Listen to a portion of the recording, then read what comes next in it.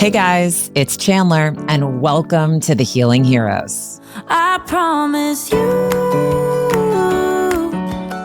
I'm Chandler Stroud, an executive, wife, and busy mom of two, who after years of living with anxiety, health struggles, and an unshakable feeling like I should be happier, made a profound discovery that changed everything. Join me on a journey where unexpected paths lead to healing and more happiness. On this show, we'll explore unconventional ways to unlock more joy in your own life with the help of my very own healers and trusted advisors, the Healing Heroes.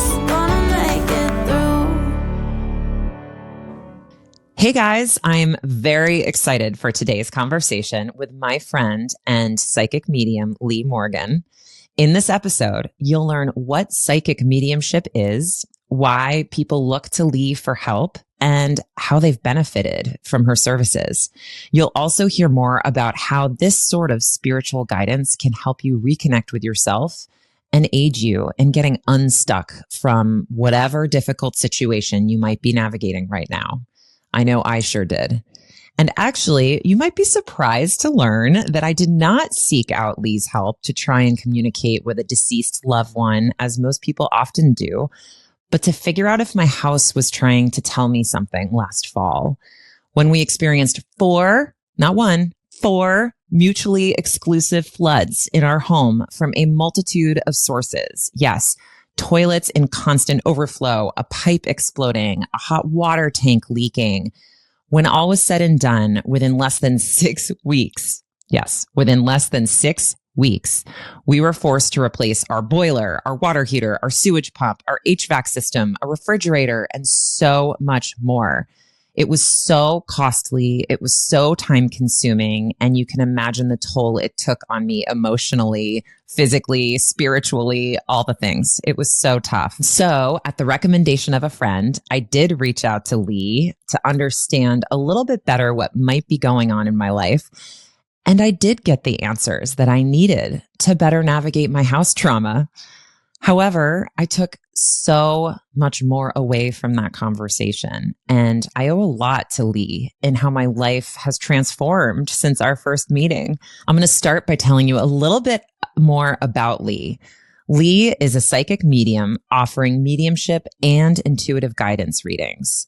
After careers in advertising and interior design, Lea couldn't shake the pull to fully open up to and understand her intuitive gifts.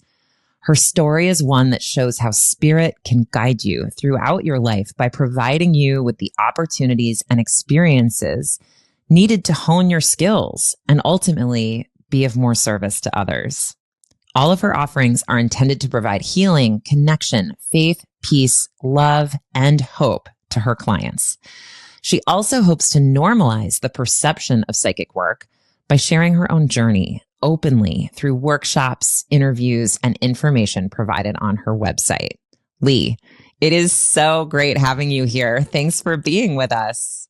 Thank you. Thank you so much. I love hearing that story because, as you know, I don't really remember readings, and I am always amazed at what transpires. So I'm just so grateful you even shared with me what happened after our meeting. Can you believe this is what I do for a living? No, it's amazing. It's been so transformational and helpful for me and so many others in my life. That's how I found you, through a friend's recommendation, and not just one friend, but 3. So I really appreciate that you've helped them, you've helped me, and now I hope you're able to help millions of others. So let's dive in. Okay, well, I can't wait to cover this meaningful topic for so many of our listeners, and I'm eager to get into your background and how you learned you had these gifts. But first, can you share a quick overview of what psychic mediumship is and why someone would reach out to you for a one-on-one session? Yeah. So I tend to think in terms of real life things to understand kind of esoteric topics. So to me, all psychic work exists on like a radio band, right? So if you have the AM radio band that goes from 780 to 1560, all the information on that radio band that is not accessible by what we consider our normal five senses, so it's really energy, is all considered psychic information.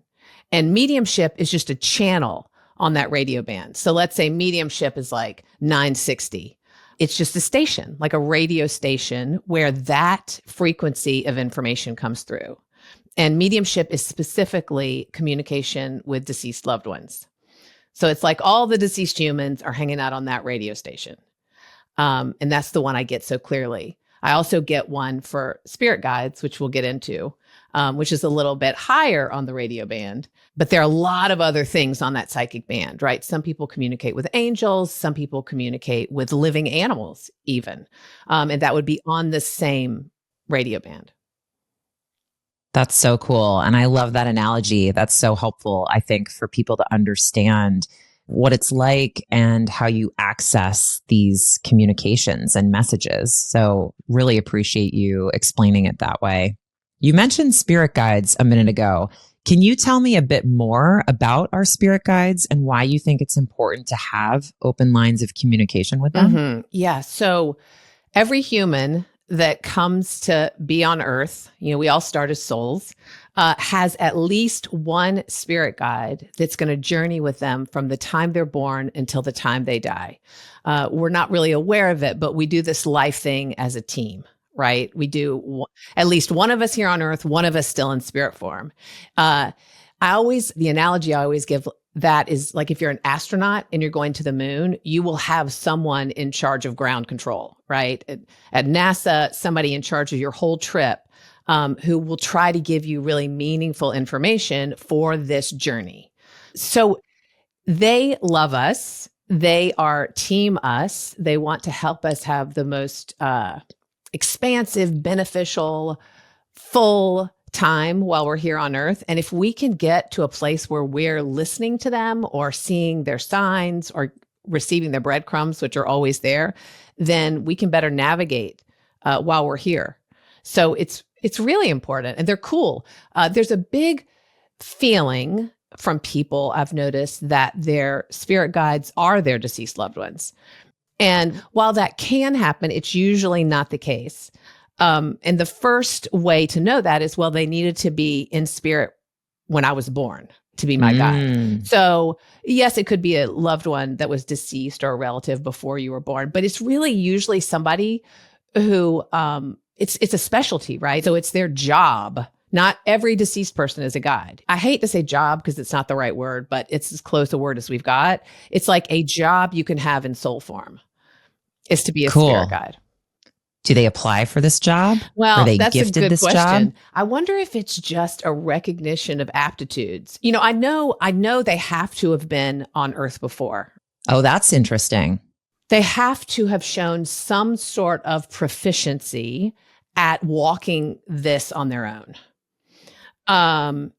So then they say, okay, I feel like I could help somebody else walk that. And then who knows how they're selected. I love that. It's really reassuring too to think you've got a helping hand. Always, at least one, and often more. I mean, the analogy I give for this is like school. So like, how in school you have your homeroom teacher that you usually have, let's say 9th through 12th grade, but then you'll also have every other teacher for every other subject. So guides are like that too. You'll have one that's like Chandler's guide. Like I am helping Chandler through life. But then you'll have others that will be like, ooh, I help her with work. I help her with friendship. I help her with her relationship with herself. These can be all different guides. You could have a creativity guide, or if you're a writer, a writing guide. You can have all kind of specific guides that come in and out and probably work with a handful of people. Very cool. I love the concept of sharing guides too. That's really magical in some ways. So I have to ask, when did you first realize you had this special ability to communicate with spirits? This is one of the most common questions, and it is not the answer people think. So we've all heard, or some of us have heard, of people who know they're talking to the deceased at like age 3 in their bedroom, and they just go on from there. Yes. And that's a real thing. But it's a really low percentage of people who actually do this for a living. I feel like my story represents more of what a greater percentage of people are able to access, believe it or not. Because my belief is that having this ability is like any other aptitude, like having a beautiful singing voice or being able to draw the likeness of someone. And then usually with these aptitudes, we get these kids lessons, right? We've all met kids who are like strangely good at something. And the parents immediately are like, ooh, let's get them in lessons for that. Well, what's odd about this ability is if you show any kind of a psychic aptitude, it's usually not recognized. And there certainly aren't lessons for it. I mean, and it's not any fault of the parents. It's just in our society, it's not recognized. So usually what gets recognized first are the symptoms that we would consider not good, right? So people with high psychic ability often have high sensitivity to all stimuli. It could be kids that have a hard time in noisy environments or kids that are overstimulated by like tags in their shirts. And then as you get a little older, and we live in a loud world. So it can be you have a hard time interacting with your peers in regular ways, like going out on Friday and Saturday night, or you get anxious about things. Anxiety tends to be a big symptom, which is really just overstimulation, right? And then depression can come into it because, all kinds of things. You don't realize that why you're different from other people. Why can my friends talk to a group of people for 2 hours and I feel overwhelmed or emotional? Because you're also picking up on other people's emotions. And then in my case, because our society leans on this so heavily for everything, and because I had a genetic component, another symptom that showed up for me was addiction, which is just a way to try to calm down all the noise. So, not to be a big bummer, but a lot of the early signs when I look back now were things that weren't great. And the way I found my ability was trying to learn how to navigate in a world that was a little noisy for me, a little overstimulating. I will say I did have an experience seeing a deceased person in my early 20s. In all honesty, I just thought that I was in the right place at the right time. I didn't think it had anything to do with me. I did tell people about it. They did believe me, I'm pretty sure. So the big turning point for me came when I got sober. I got sober 19 years ago. Congratulations. That's incredible. Thank you. And part of my recovery required me to find a power greater than myself, which was really interesting journey. And I found that I went directly into kind of metaphysical subjects. And during all of that time, which is a lot of time, really 10 years before I started working in this field, and it was like giving myself lessons is the best way I know how to put it. Reading about other mediums. And then I worked with a coach, which is very unlike me. You'll probably learn about that later. And that individual helped me identify how I was getting information, from whom I was getting information, what kind of information I was getting, and then how to apply it. So you sort of self-assessed and figured out what was happening enough to proactively seek out the help of a mentor. Yeah. And I think that really happens for 99% of people with psychic ability. I think a lot of self-learning happens in this field. I will say I did have, and I did not pay it much attention. I had very sporadically gone to psychics over my life. And I had a couple of psychics. When I entered session with them, they kind of got a big grin on their face. And they said, you're going to do this, right? And at the time, I had a really, really hectic advertising career. And I was like, do what? And they were like, oh, there is a line of people behind you ready to use your gifts when you're ready. You're going to do this. And I'm not kidding you that I just kind of filed that away in the do not understand folder. So there were clues. And then in real world, the way it was communicated to me is, I worked in advertising forever and I was a project manager, which means you're kind of coordinating everyone, all the different facets of an ad agency to make sure they're on time and the product is accurate and it fulfills the client's needs and so forth and so on. So it's a lot like a wrangler So it's a lot of different personality types, a lot of different ways of working, just a lot of things to organize just with management of people.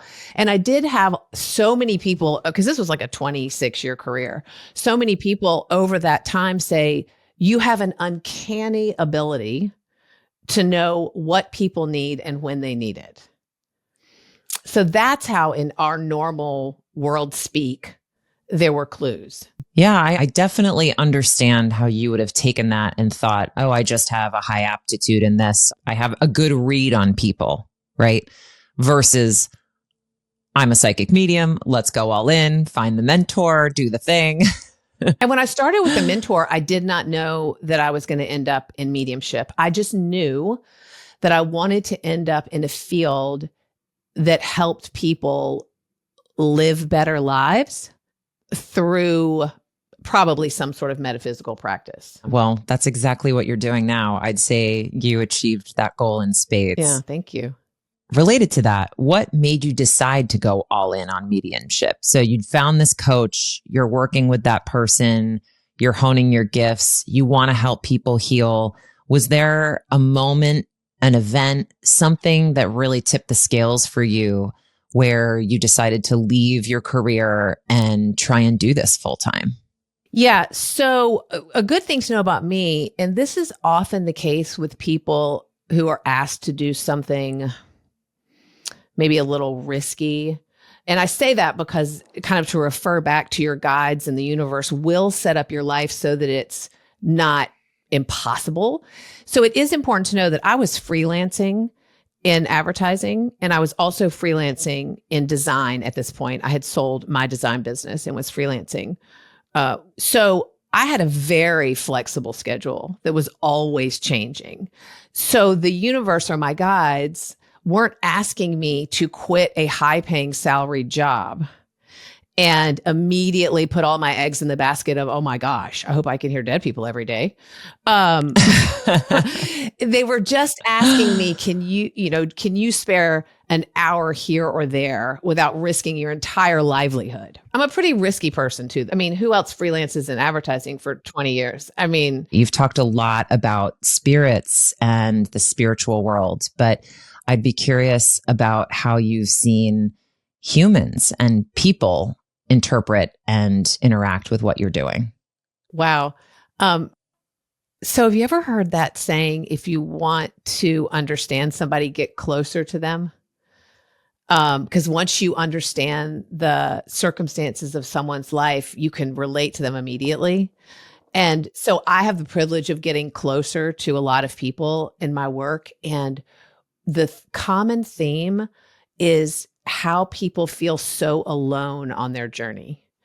And what's interesting about that is they may have wonderful marriages and great friends and loving children, and they still feel kind of like paralyzed with indecision and so alone with their own lives. It didn't surprise me, but I also wasn't expecting it, if that makes sense. I wasn't expecting it to be so universal, right? I sometimes wish people could have my job even for a week to realize that none of us are alone ever. And not only are we not alone spiritually, we're not alone in, if we all got in a room and shared what we're challenged with, everyone would feel like they had a group of people who immediately understood them.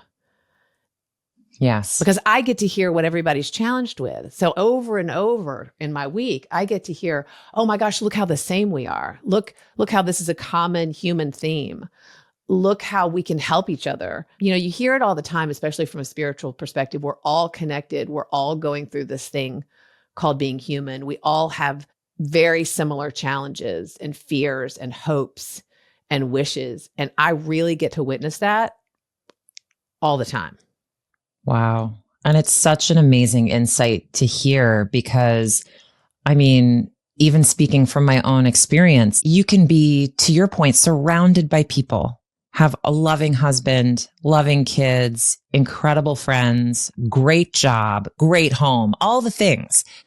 You don't always feel safe or like it's okay to acknowledge that maybe you don't always feel grateful and happy and unstuck. I love this sentiment of we aren't alone, that we've got these spirits helping, supporting, guiding.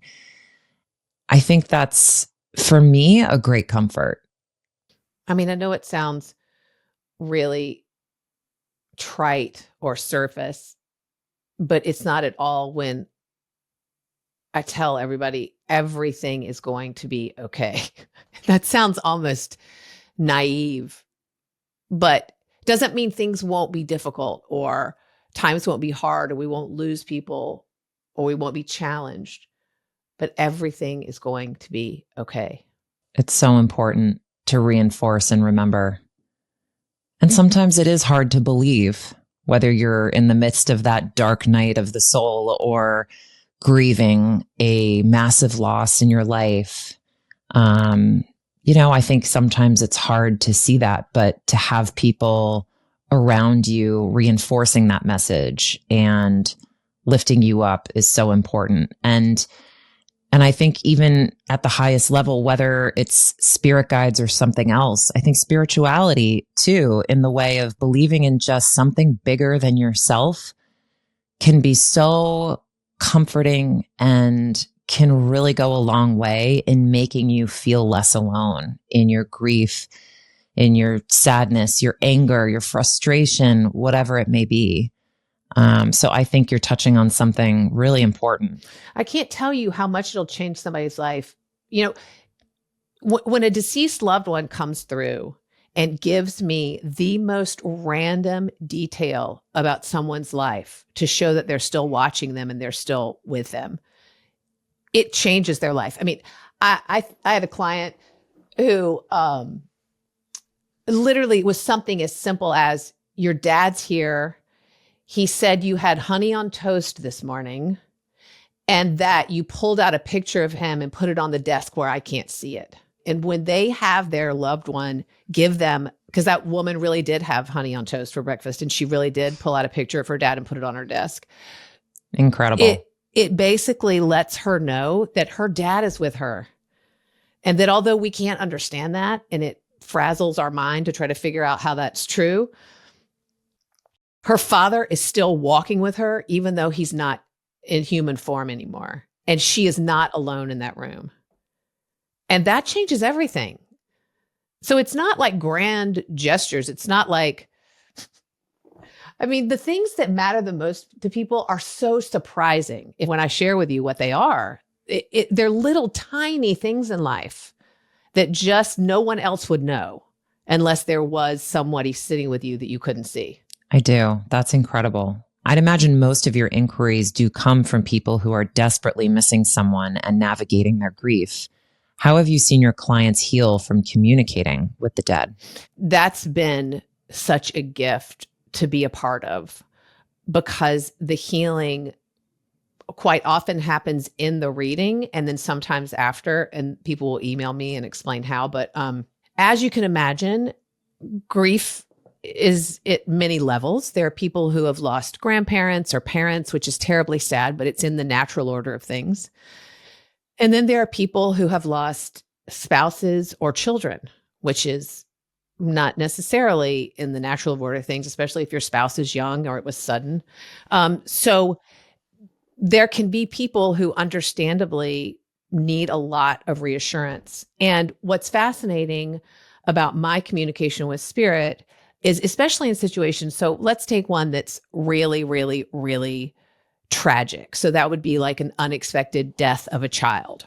The deceased individual that I'm speaking to is able to take me through the scenario of their passing in a way that I can describe it to their parents as if I'm the eyes, if that makes sense. They're like, it's almost like they put me inside their body and show me all the landmarks or where they were or what happened or how it went. And the parents will often know some details, maybe if not all, but I will know none.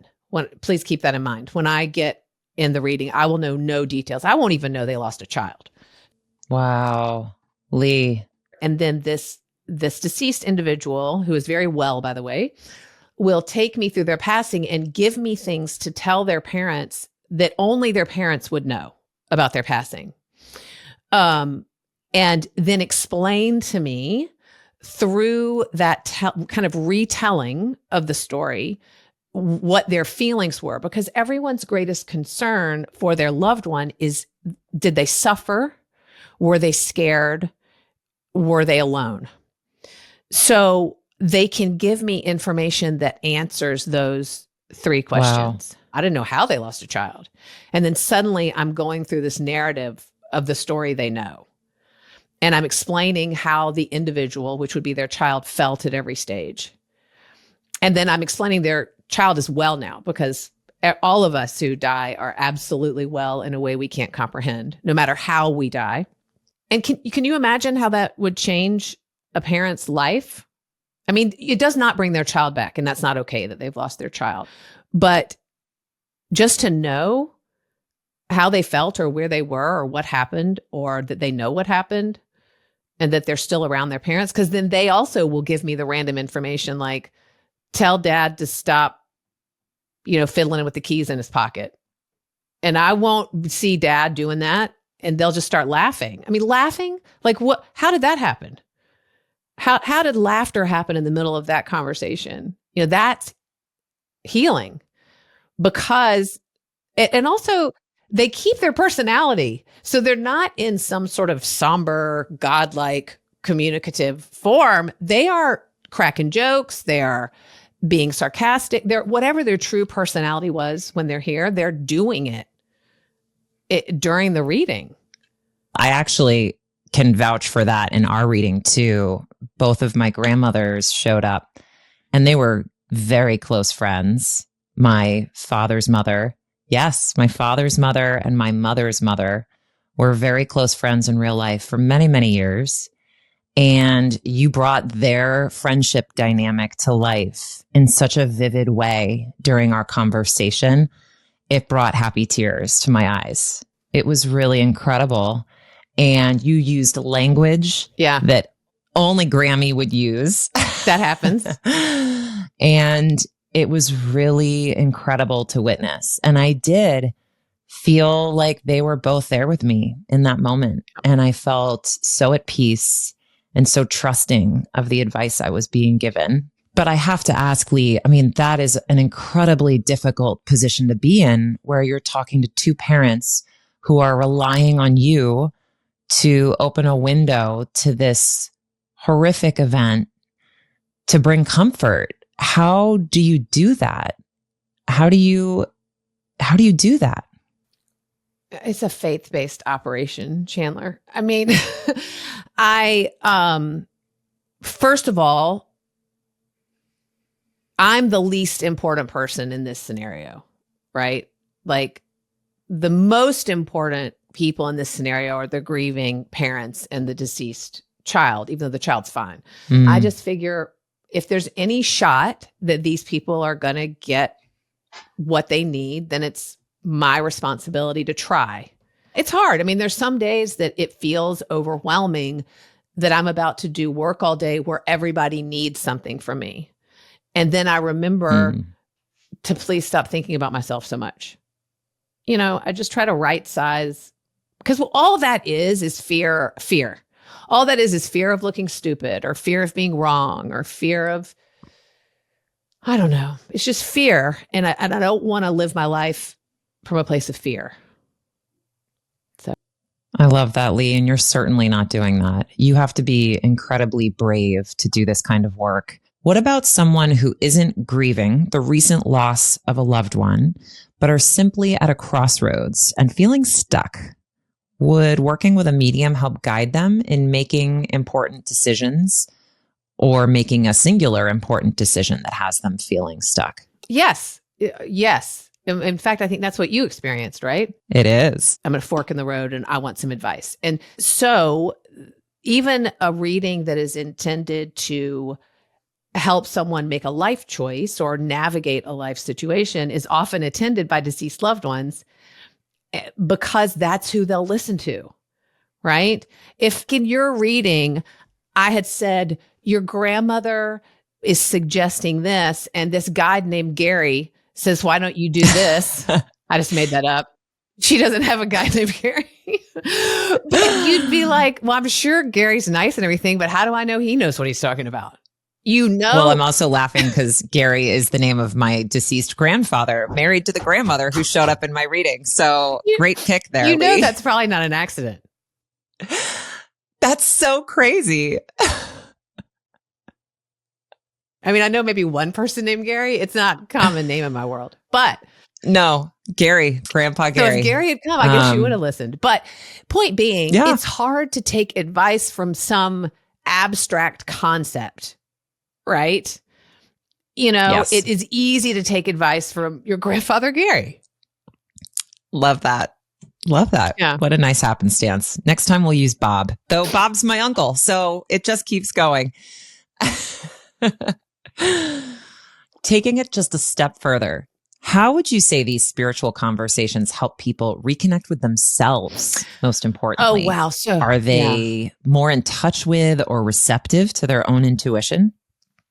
Yes. So there's a couple of things I want to say on this. You know, one of my main intentions is to support people's belief in their own intuition and their own feelings. And that tends to happen as a natural course of having a reading, right? For whatever reason, I can say, your grandmother sent a butterfly yesterday, and then the person will often say, I knew that was her. Or I can say, your spirit is really trying to get you to pay attention to traveling to Italy. And she'll be like, I had a feeling because 3 people have brought up Italy this week. What it is, it kind of shines a light on people's own gut feelings, which is the same thing as intuition.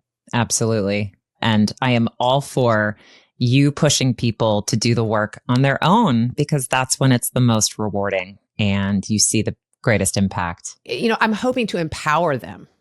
And actually, to close out the story I told in the beginning about the house, you were right. I had this intuition that my house was telling me to do something versus just sit and take it. And whether that was to renovate or to just move entirely, it was really helpful to get my grandmother's take on that. And you will be happy to know that I did decide to renovate instead of move. And we're trying to do that this summer, hopefully. But it just reinforced what I already knew, which is like, you spoke about the land and the house and the meaning. And I had already felt that so deeply. My first real home with my husband and my 2 kids. And I love this land and I feel so peaceful when I'm here. And I'm so proud that we were able to purchase this house and make it a home. And so that was my intuition already inside saying, you're not done with this phase yet. This chapter is not over. It can just be slightly better, right? And maybe new in many ways. Lea, what are some ways our listeners can be more receptive to what spirits may be trying to tell them in their own lives, or simply become more in tune with their intuition so they're able to navigate difficult situations and make those tougher decisions on their own? The number one thing is to create space. So imagine the way our world lives, is right now, it's like we're living in a stadium as far as the noise, right? Energetic noise. But imagine you're trying to hear a pin drop in a stadium. That really doesn't work. So you want to go somewhere or create space in your life. And by space, I mean like literal space, or no phone, no TV, no radio, no people. Just create pockets of space in your life where you could hear a pin drop, because that is the subtlety with which information comes to us quite often. It could be a thought. It can be a feeling. It could be like an emotional feeling. It could be a physical sensation. All of these are ways to communicate with you. Believe it or not, many of our thoughts are actually telepathically planted by spirit, either our higher selves or our loved ones or our guides. So if we aren't ever in a space to be able to hear something that's subtle or feel something that's subtle, we'll miss it, right? So that's the number one thing, is so helpful. Put space in your life. So, I'm talking like 15 minutes of space here and there where there's no distraction. And then if you're somebody who's actually accomplished that, I'll just give one more thing. Obstacle 2 is the determination of our logical brain, which is to write off everything that doesn't have a logical explanation. So what I offer there is just if for 1 week, make the decision to suspend your disbelief, and do that by just keeping a notepad around. And every time you get a gut feeling about something, just write it on the notepad. It can be as simple as, I think Chandler's going to call me, or I just thought about Chandler for some reason. And then you might call, or it could be, it's going to rain. I don't care what it is. Any idea that pops into your head that seems to come from nowhere. Or when you're thinking about something, if you have an idea about how it might go down, write it down. And then at the end of the week, look back at those jotted notes and see what turned out to be accurate information. Because we don't want to belittle our logical brain. It's important, but we do want to loosen its strangle on our life. So the most loving way to do that is to very slowly and methodically show it evidence that the other part of our knowing that may not be as, easy to explain doesn't need to be thrown out. It can be part of the party. Let's have one big party where my logical brain and my intuitive brain get to happily coexist and help each other. I love that visual. But I cannot thank you enough for being so open and sharing your journey with us today. And to those listening, if you have all found today's discussion helpful, please share it with friends who might also benefit. And don't forget to subscribe. You can also visit healingheroespodcast.com to get resources, meet the heroes, and share your ideas for future episodes. And until next time, remember, be curious, be courageous, and be kind to yourself. You've got this.